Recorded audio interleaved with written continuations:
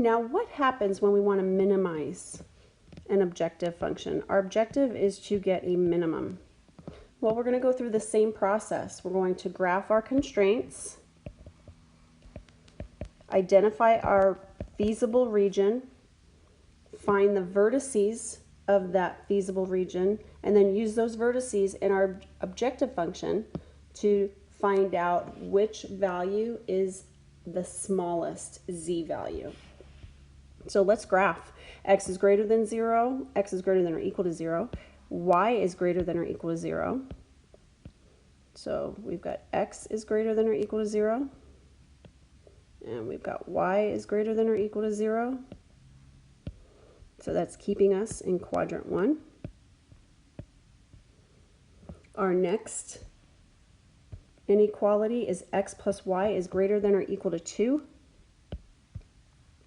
X plus y is greater than or equal to 2. So these are pretty easy to do with x and y intercepts, but if you need to, you can always take x plus y is greater than or equal to 2, and you can put it into slope-intercept form. You've got your y-intercept of 2, and then you have a slope of down 1, right 1, down 1, right 1. You can graph it like that. And then y is greater than is going to shade above. We've got x is less than or equal to 5. So that's a vertical line, 1, 2, 3, 4, 5.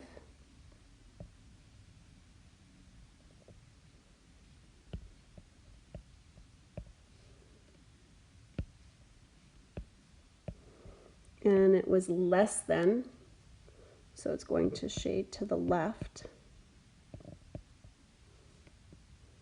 And then we have y is less than or equal to 3.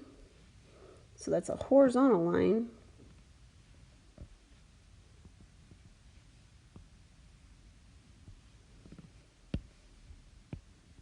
Y equals 3.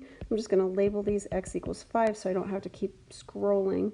And it was y is less than or equal to 3. So that would shade below. So our region is this 5-sided figure.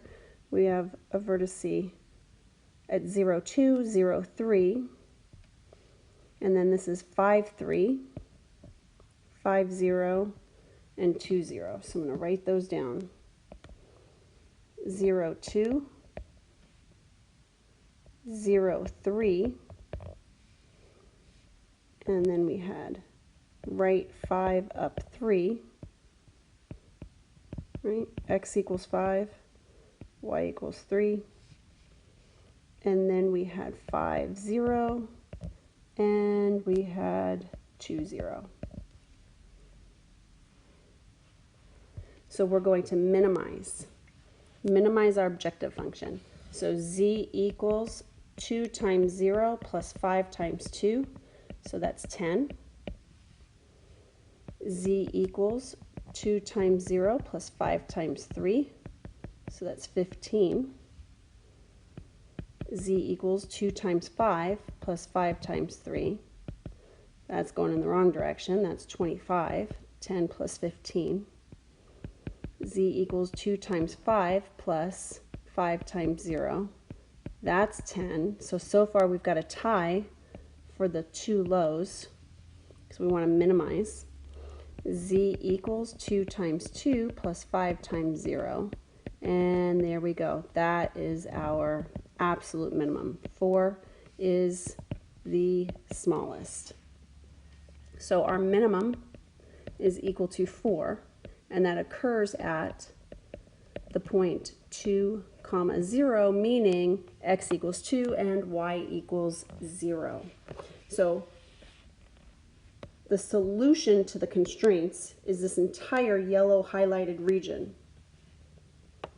However, the solution to the linear programming problem says, well, once you find that feasible region, I want to minimize this objective function right here. So my objective is to get the smallest value possible for z. from that region. So the smallest or the largest value is going to occur at a vertex of the region. So that's why we have to try all of the vertices and see which one gives us what we're looking for our objective function. And in this case, it was a minimum.